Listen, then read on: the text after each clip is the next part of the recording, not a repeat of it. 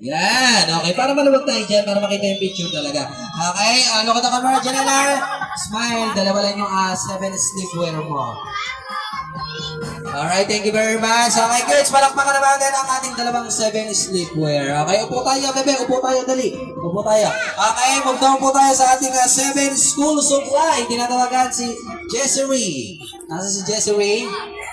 Jessery, punta tayo doon sa stage, ha? Uy, alalain mo. Alright, si Roque.